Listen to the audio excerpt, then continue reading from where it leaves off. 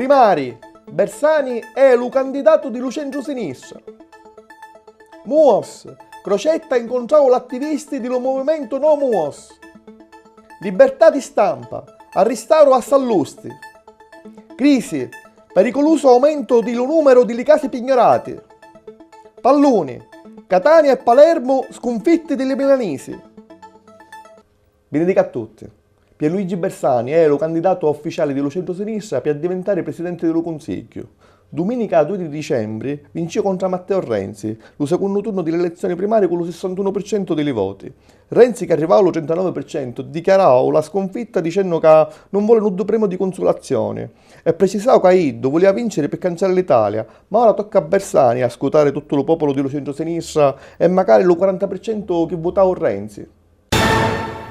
Lo passato 3 di dicembre, lo presidente della regione siciliana Rosario Crocetta, mentre si trovava a Vittoria per gli Oscar dello pallone siciliano, rispondeva alle domande degli attivisti del movimento No Muos, che ci dissero di ricordarsi delle promesse che fece durante la campagna elettorale. Crocetta rispondeva: non potremo oggi fare un'ordinanza per non autorizzare la costruzione, perché ti fanno causa e vincono. La mia idea è quella di fare uno studio dopo che si insede l'assessore all'ambiente e solo dopo un mese provvedere con una revoca. Sabato passato, 1 di dicembre, la Digos trasferì tra la sede del giornale e arrestò lo direttore Alessandro Sallusti per dare applicazione alla sentenza dello tribunale che lo condannò a 14 mesi per diffamazione. Le poliziotti accompagnarono Sallusti all'arresto domiciliare, ma Iddo, con una mossa simbolica, ne uscì fuori dall'appartamento e fu arrestato per evasioni e messo sempre alle domiciliari nell'appartamento della sua compagna Daniela Santanchè. Sallusti sta protestando per la libertà di stampa e contro la carcerazione per i giornalisti. Sabato 1 di dicembre le associazioni Adusbef e Federconsumatori pubblicarono l'informazione sopra le banche italiane che riceverono dalla BCE 274,6 miliardi di prestiti triennali allo tasso dell'1%, che usarono per abbellire il proprio bilancio per pagare i dividendi dei propri azionari, invece di aiutare le imprese e le famiglie sempre più assai rovinate dalla mala politica economica dell'Unione Europea. Ecco alcuni dati che rendono meglio la situazione attuale. Nel 2012 ci fu un aumento dello 22,8%, circa 46.000 famiglie che non rinescero a pagare alle banche le rate mensili delle mutui delle case. Mentre in Sicilia le associazioni rinescero ad avere i dati degli pignoramenti del 2012 nella provincia di Palermo, che furono 1301, e della provincia di Messina, dove perderono la casa 499 famiglie. Dopo che il 29 di novembre l'Assemblea Generale dell'ONU disse sì al riconoscimento della Palestina come Stato osservatore non membro, con 138 voti favorevoli, 9 contro, tra Israele e gli Stati Uniti e 41 astenuti, il presidente dell'autorità palestinese, Mahmoud Abbas, disse che non vuole elevare legittimità a Israele, ma demandare legittimità per il suo Stato, che va a nascere il più presto possibile. Secondo alcuni esperti, ora la Palestina può appellarsi alla Corte Penale Internazionale e denunziare Israele per crimini di guerra. Tante furono le manifestazioni che ci furono tali piazze della Cisgiordania e della Striscia di Gaza, controllate la prima dello gruppo Al-Fatah e l'altra di Hamas, che per un giorno fecero scordare i contrasti che ci sono tra i due gruppi. Lo 1 di dicembre in Congo, i ribelli soldati M23 abbandonarono la città di Goma dopo che l'avevano occupata 2 settimane fa. Allo centro della guerra civile, che ci fu in questi ultimi giorni tra l'M23 e l'esercito nazionale, c'è il territorio di Kivu, pieno di ricchezza agricola e mineraria. L'ONU pensava che i ribelli fossero appoggiati magari dello Ruanda e dell'Uganda, che vogliono metterci le mani sopra queste ricchezze. Intanto la situazione dello Congo resta difficile, si parla di più di 1,5 milioni di cristiani condannati a lasciare le proprie case e assai morti tra la popolazione. Ora l'esercito del governo, che pigliò un'altra volta lo controllo di Goma, a mostrare male intenzioni verso l'M23. Dramma in Giappone. All'8 della mattina del 2 di dicembre c'è una galleria a 80 km di Tokyo. Almeno 9 le cristiane morte bruciate, ingastate tra le sue macchine, 7 le disperse e 6 le ferite.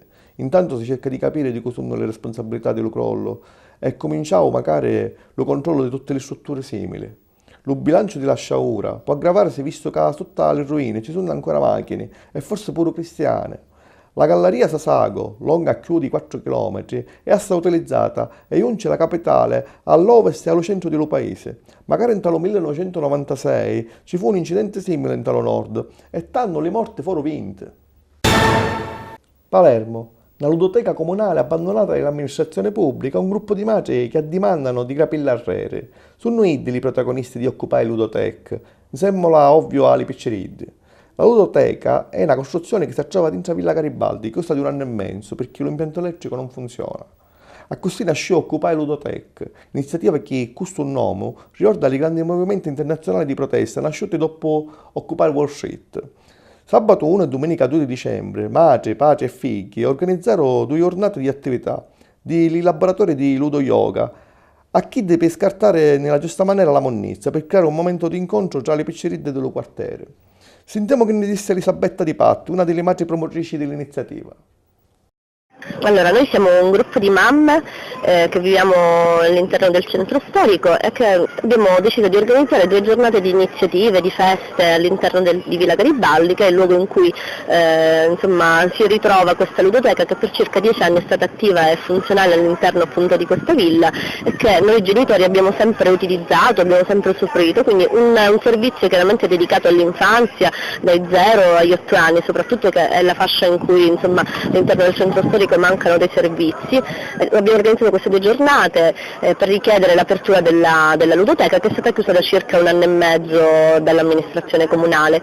Il problema è che resta sempre la questione dei tempi, cioè noi richiediamo che questa ludoteca venga aperta il prima possibile perché è l'unico servizio pubblico che c'è all'interno del centro storico e che noi abbiamo sempre utilizzato, è un servizio pubblico, è un bene comune per la città e quindi vogliamo che questo ulteriore spazio non sia uno spazio vuoto, inutilizzato, lasciato sempre all'abbandono, insomma, come tanti luoghi purtroppo vengono abbandonati dall'amministrazione comunale, quella precedente, e adesso insomma c'è anche un po' da verificare qual è la linea di condotta di questa nuova amministrazione, quindi questa è la nostra richiesta, cioè noi chiediamo come mamme del centro storico che vivono appunto all'interno di questo quartiere, chiediamo la riapertura immediata della ludoteca.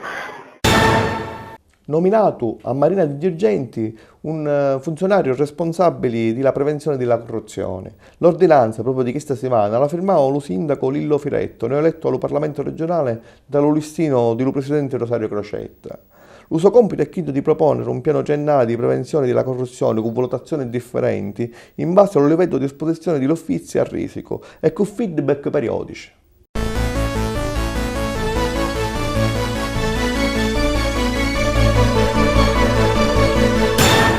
Benedico a tutti, palloni, Serie A, doppia sconfitta per i siciliani contro gli squadri milanesi.